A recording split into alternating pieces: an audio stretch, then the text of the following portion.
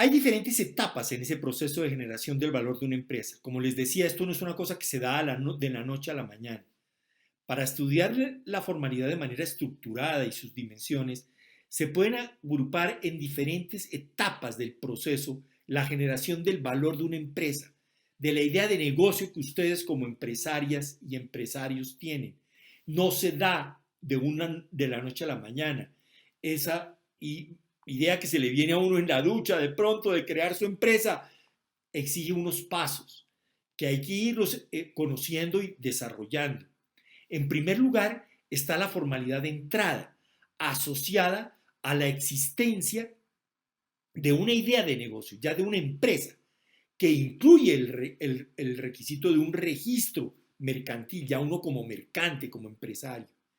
El segundo es la formalidad de los insumos o factores de producción utilizados por la empresa, que incluyen los requisitos para el uso de la mano de obra, como el aseguramiento de los trabajadores y el uso de la tierra, como el emplazamiento del negocio y el uso del suelo, el registro, el obtener el permiso de funcionamiento, el registro sanitario, el permiso de los bomberos y el uso del suelo para a ver si es un uso comercial o es uno para que yo pueda tener mi bodega o mi negocio. La tercera etapa muy importante es la asociada con los procesos de producción y comercialización de bienes y servicios, que incluye, por supuesto, que yo tenga las normas sanitarias claras y tenga los permisos sanitarios para ofrecer alimentos, los reglamentos técnicos que me exigen por el tipo de negocio en el que estoy, las regulaciones ambientales y las normas propias a la industria en la que estoy desarrollando mi labor. Y el cuarto es la formalidad tributaria relacionada con las responsabilidades de declarar y pagar impuestos. Esta gráfica demuestra que el paso hacia la formalidad empresarial es todo un proceso, no se da la noche de la mañana, y entre más requisitos se van poniendo, menos micronegocios los van cumpliendo. Si yo exijo una contabilidad de PIG o balance general, el 15.7% no cumplen con las exigencias técnicas. El caso de pagos, sueldos y salarios, el 46.7% no está registrando de manera oficial sus pagos de nómina. Y si ya voy a exigir el registro mercantil, el 72.6% no lo hacen de manera correcta. Y el registro único tributario, el 78.2% de estos micronegocios no lo tiene. Por lo tanto, es un proceso de motivar la formalización en estos países, que tenemos esta grave situación en que hay más informalidad que formalidad en los negocios. El aumento de la productividad ocurre por el traslado de los factores de producción, tierra y trabajo a empresas informales poco productivas a empresas formales ya mucho más productivas. Es así como la menor productividad de las empresas informales obedece a muchos factores.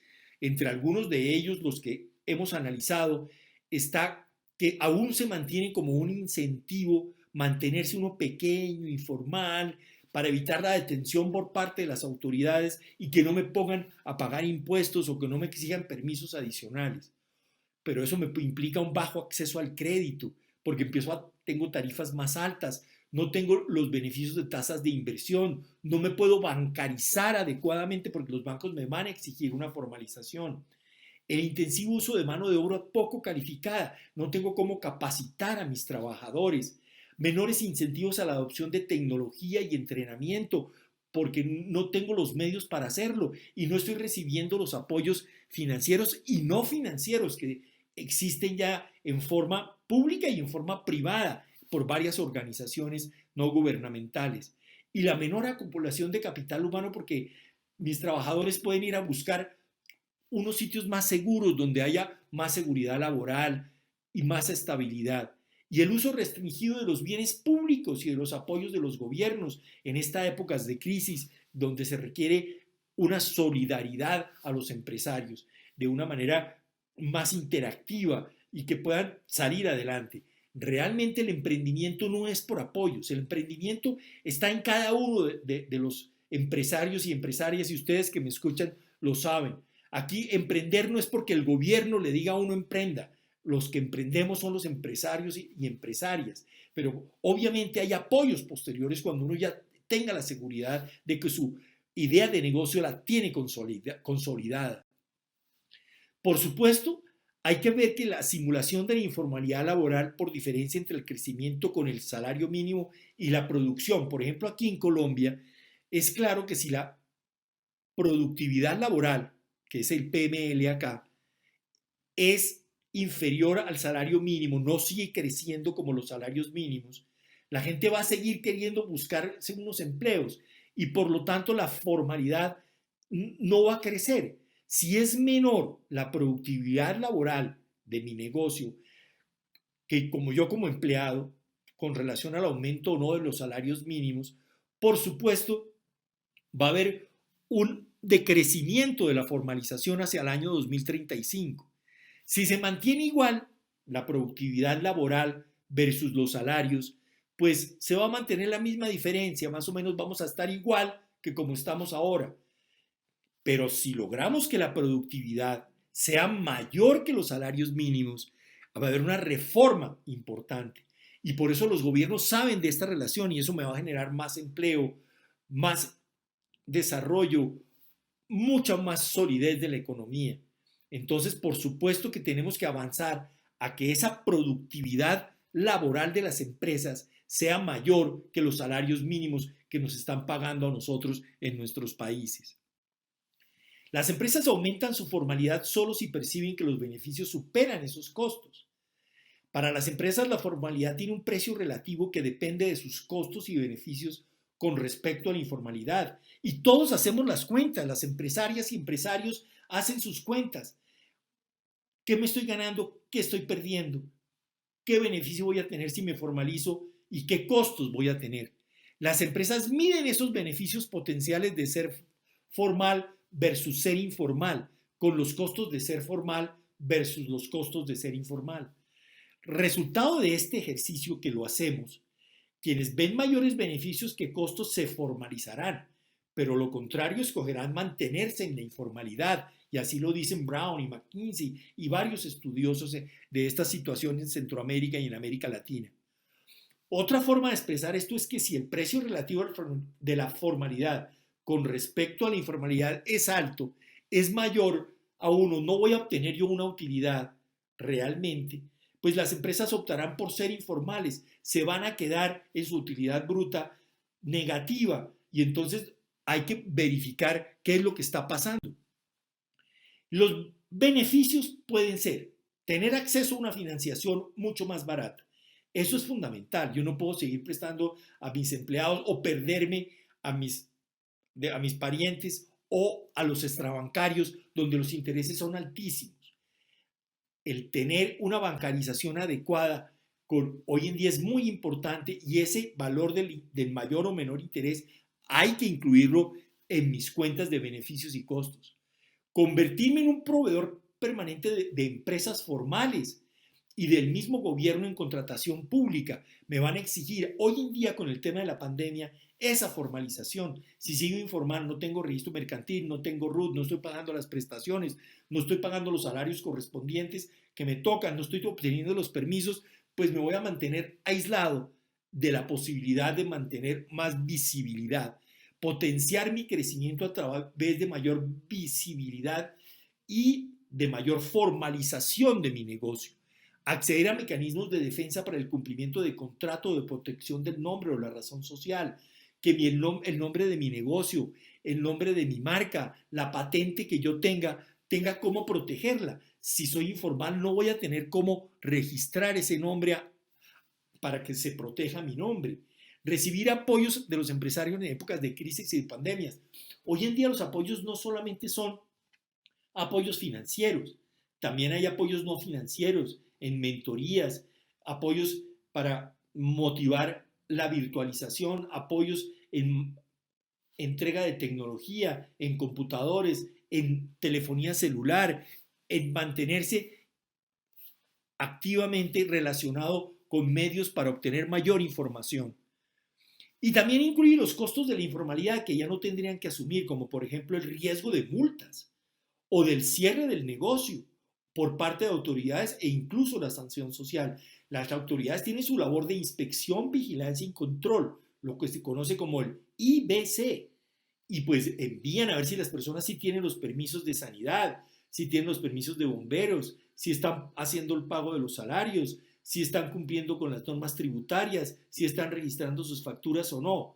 Si no lo tienen, pueden cerrarse los establecimientos y tener hoy especial cuidado del cumplimiento de los protocolos sanitarios.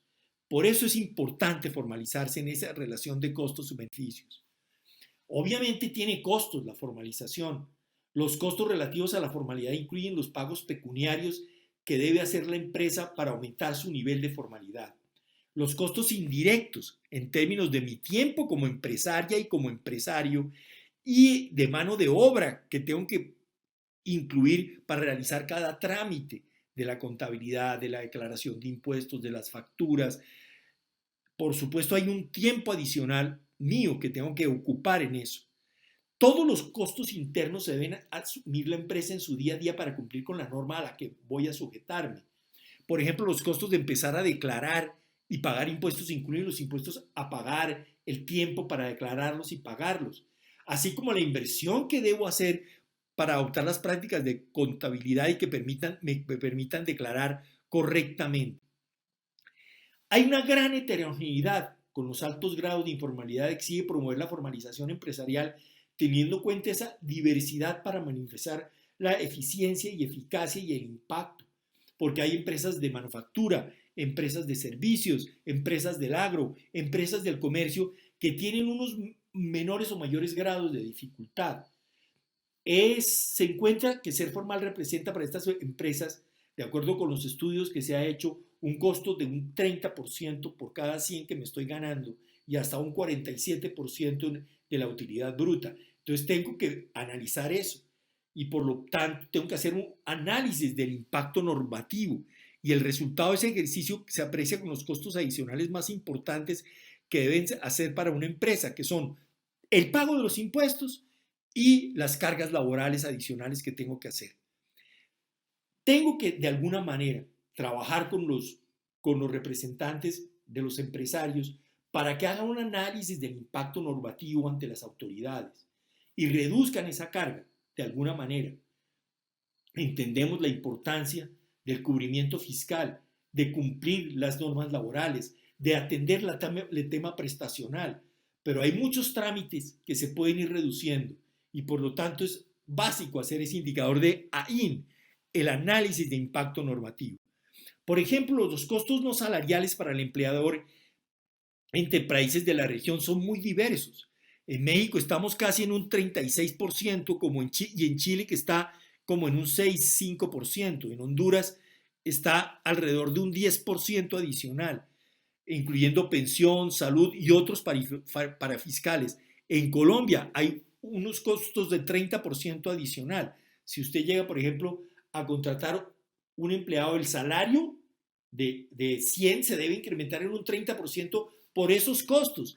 En México, por ejemplo, se tiene que incrementar más de un 35%. En otros países no. Por eso es importante que esta diversidad, por ejemplo, en Guatemala está en un orden de un 15%. Por ejemplo, en República Dominicana está casi en el 20%. En El Salvador está entre el 15 y el 20%.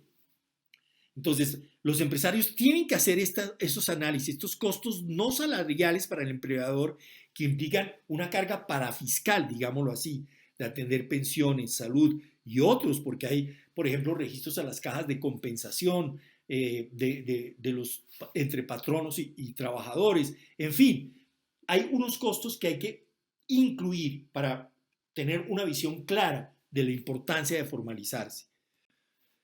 Las empresas aumentan su formalidad solo si perciben que los beneficios superan los costos. Hay una formalidad de entrada.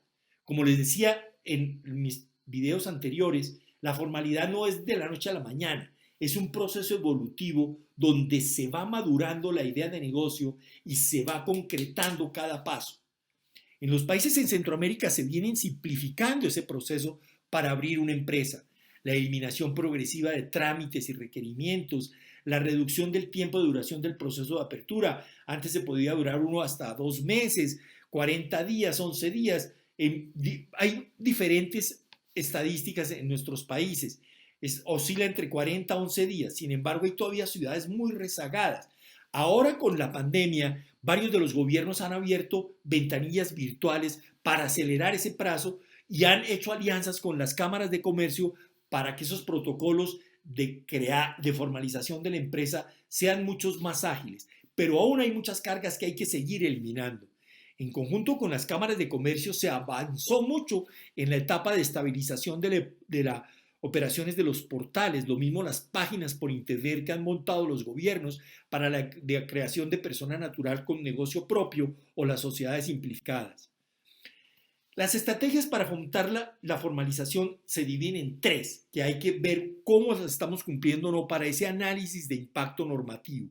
Ese análisis de impacto normativo hay que hacerlo. ¿Sí se está reduciendo la carga regulatoria para las empresas formales o no? Hay que verlo tiempo por tiempo, en forma recurrente. ¿Hay apoyos a las empresas para promover su desarrollo y formalización? ¿Hay fortalecimiento de las actividades de inspección, vigilancia y control? Porque si el Estado no va a exigir los registros sanitarios, los permisos de los bomberos, si tiene el suelo adecuado en un lugar para hacer el comercio o no, si estoy cumpliendo con las normas de mi municipalidad, porque pueden venir multas. Entonces, por supuesto, tengo que ver esos tres aspectos. Si hay reducción de las cargas, hay apoyo a esas empresas para poderse formalizar, y está el fortalecimiento de las actividades de inspección, vigilancia y control. Hay diferentes tasas de impuestos en nuestros países. Hay unos países que tienen el 33%, otros que tienen el 20%, algunos menos. El promedio, por ejemplo, de los países en América Latina está en un 27.9%. En Colombia vienen bajando para este nivel de empresas, pero sigue alto. Y en algunas empresas de la Organización de Comercio están por debajo del 25%, 22%. En algunos de nuestros países ya están en el 20%. Estoy hablando de unos promedios.